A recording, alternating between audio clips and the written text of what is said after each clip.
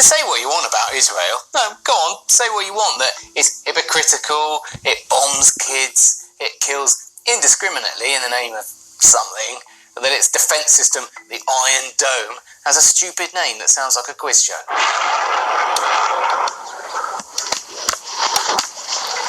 Yeah, say what you want about Israel, but its propaganda is unbelievable.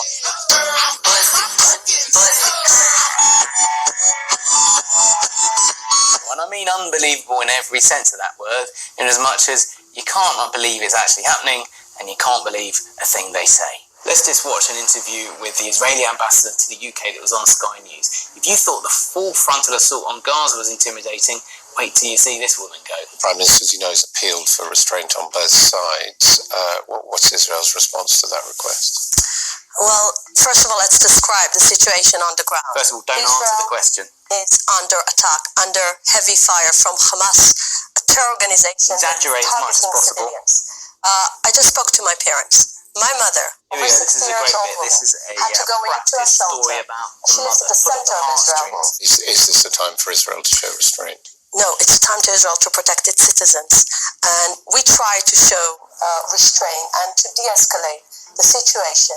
Few days we did it. Scary as Gaza is, I imagine propaganda school in Israel is much worse, because the thing with your Israeli diplomatic verbal diarrhea is you know where you stand with it. It's dishonest bullshit, but it's honest dishonest bullshit.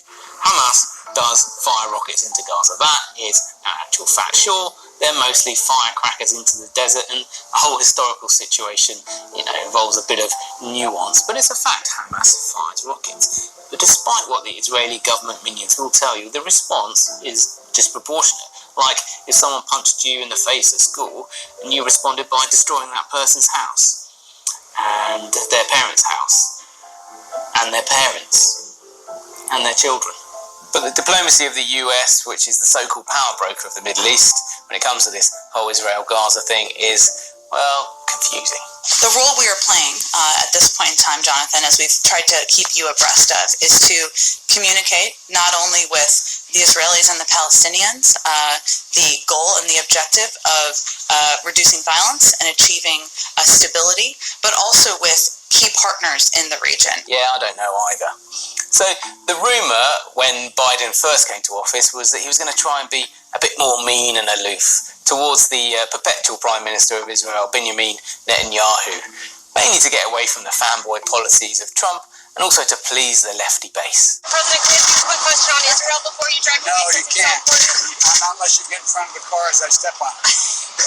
But in a sign that tells you everything about a US president's ability to break diplomatically from Israel, that policy fell apart as soon as Israel started bombing the shite out of the Palestinians. Here's what I mean. My expectation and hope is that this will be closing down sooner than later.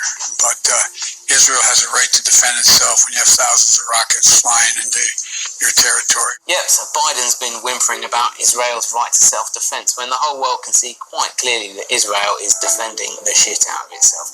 He's also said Israel should start to wind down the destruction of Gaza. Seriously, wind it down. Like, carry on a bit more, but then wind it down. But don't worry, because the New York Times says Biden sharpens his tone in private.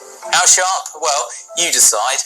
As Israel was levelling entire buildings in Gaza, including the headquarters of Western media organisations, Biden's administration blocked a UN resolution condemning Israel, then passed a $735 million deal to send precision-guided missiles to, Israel.